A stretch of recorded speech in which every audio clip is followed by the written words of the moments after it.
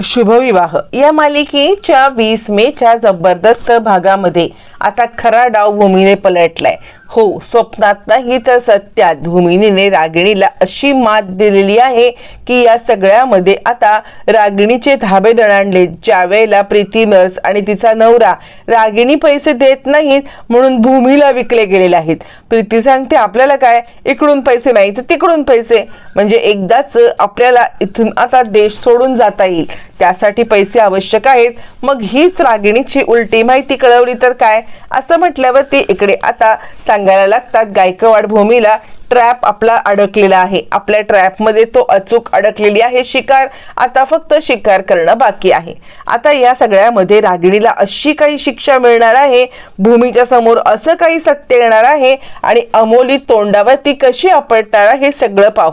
इकडे आता भूमी आपल्या रूम मध्ये येत असते आणि तिला गायकवाडांचा फोन येतो आणि गायकवाड म्हणतात भूमी मॅडम खूप मोठा क्लू सापडलाय। भूमी म्हणते काय, हे मला आधीपासूनच वाटत होतं आणि त्यावेळेला ती सांगते ठीक आहे, आता याच क्लू मधून आपण आता खूप मोठ्या सत्यापर्यंत पोहोचू शकतो, असं म्हणत भूमी फोन ठेवते। तितक्यात आकाश येतो आणि काय ग, गायकवाडांचा फोन होता का? भूमी म्हणते हो आकाश, गायकवाडांचा फोन होता आणि माझा अंदाज खरा होता। यावरती आता इकडे आकाश म्हणतो कसला अंदाज?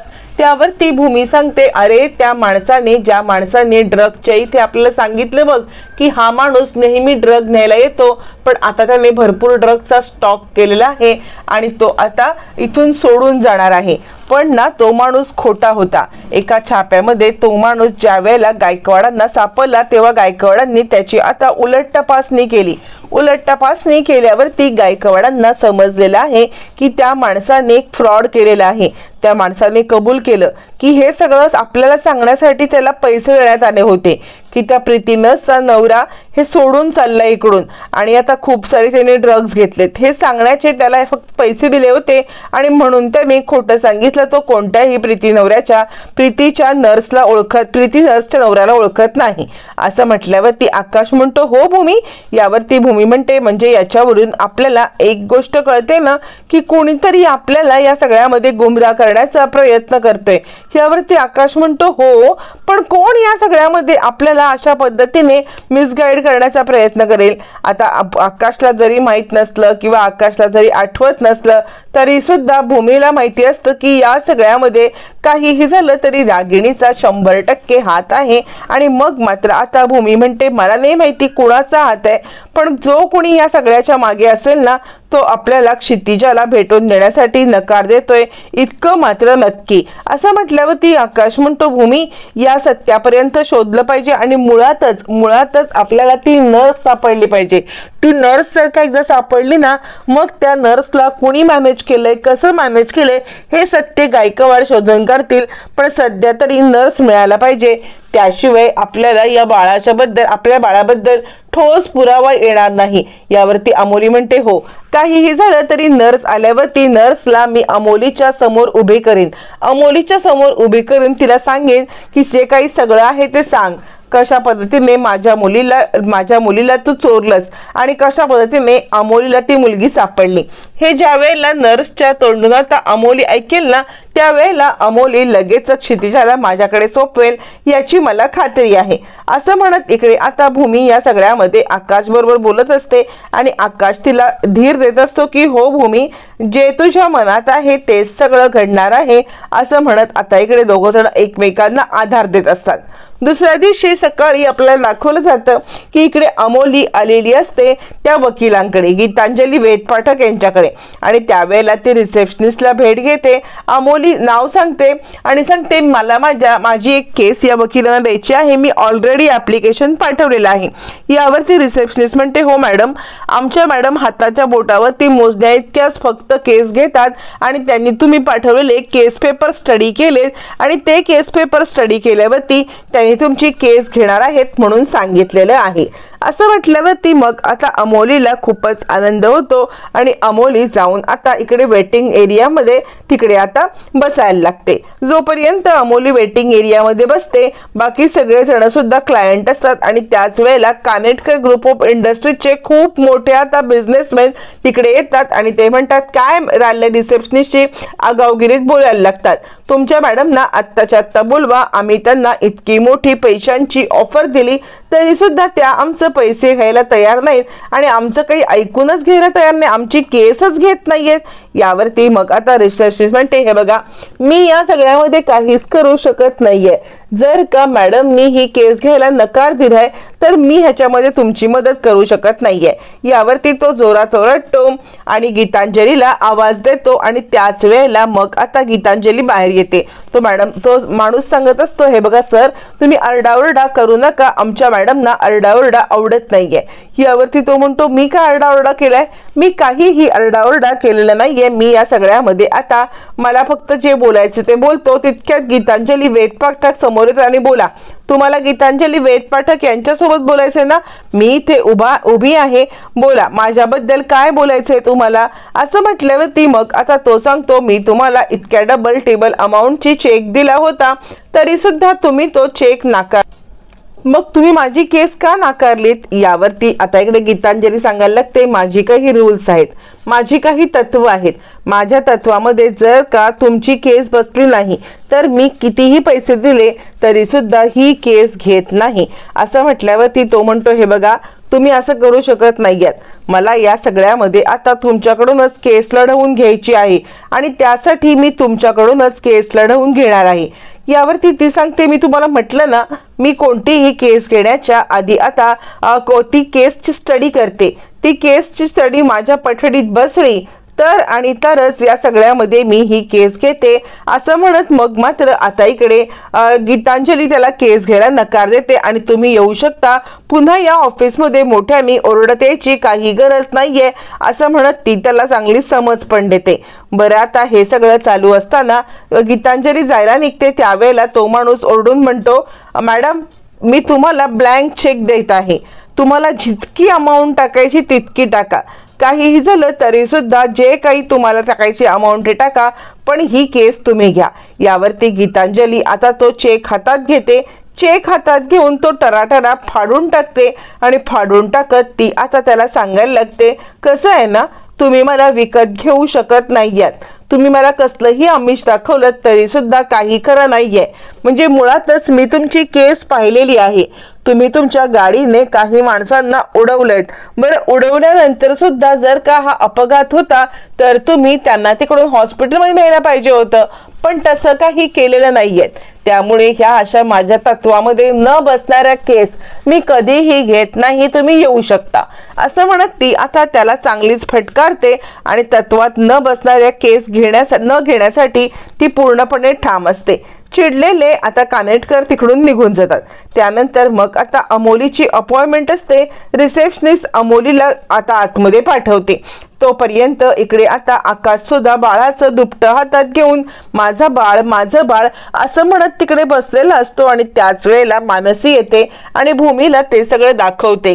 भूमीला दाखवल्यावरती मानसी आता सांगायला लागते, बघितलंच भूमीताई, म्हणजे आता तू तुझं दुःख सगळ्यांच्या समोर बोलून दाखवतेस, सगळ्यांच्या समोर रडून दाखवतेस, सगळ्यांच्या समोर आता या दुःखाला तू आता हे करतेस, पण आपल्या आकाश भाऊजींना हे काही करता येत नाहीये, बघ ना त्यांना सुद्धा किती त्रास झालेला आहे, पण आपला त्रास ते पूर्णपणे लपवून या सगळ्यामध्ये आता ते ना तुझ्यासाठी ते डोळ्यावरती अश्रू आणून देत नाहीयेत।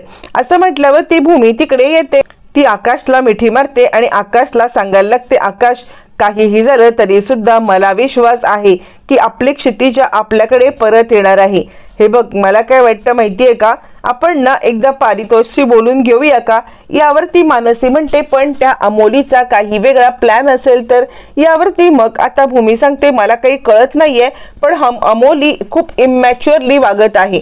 यावरती आकाश म्हणतो, मला काय वाटतं माहितीये का, आपण ना पारितोषच्या येण्याची वाट पाहूया, पारितोष ज्या वेळेला येईल ना त्यावेळेला नक्कीच या सगळ्यामध्ये आता पारितोष आपल्याला मदत करेल आणि तिला समजावून सांगेल की हे बाळ आपलं आहे, तर ती ते बाळ आपल्याला देईल। यावरती आता इकडे सांगायला लागते लगेचच भूमी, मला काय वाटतं माहितीये का, म्हणजे इकडे अमोली सुद्धा काही वाईट नाहीये, अमोली सुद्धा वाईट नाहीये, ती सुद्धा या सगळ्यामध्ये आता चांगली आहे। आपण तिला जर का गोष्टी समजावून सांगितल्या तर तिला गोष्टी समजतील ना। यावरती मग आता आकाश म्हणतो नाही, कसं आहे ना, अमोली या सगळ्यामध्ये आता फक्त बाळाच्या बाळ आपल्याकडे असणं यासाठी झपाटलेली आहे आणि त्यामुळे ती आता आपलं काही म्हणणं ऐकेल असं मला तरी वाटत नाहीये। आणि त्यामुळे आपण तिला कितीही समजवण्याचा प्रयत्न जरी केला ना तरी सुद्धा मला नाही वाटत की ती या सगळ्यामध्ये आता आपलं म्हणणं ऐकून घेईल। यावरती आता भूमी सांगते, नाही आकाश, मला काय वाटतं माहितीये का, आपण अमोलीला एकदा नीट समजावून सांगूया ना।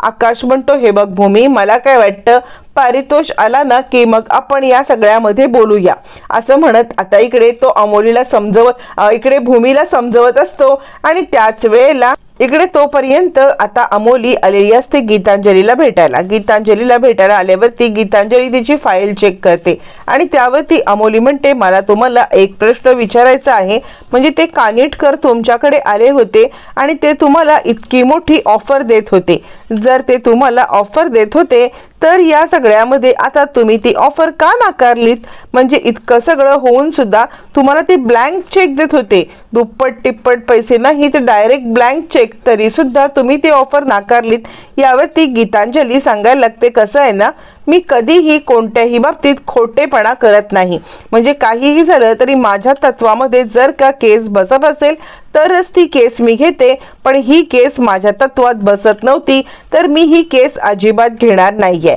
आणि कसं आहे ना, खोटेपणा हा मला अजिबात आवडत नाही। यावरती अमोली म्हणते, मग तुम्ही माझी केस पाहिल्या कशी काय घेतलीत?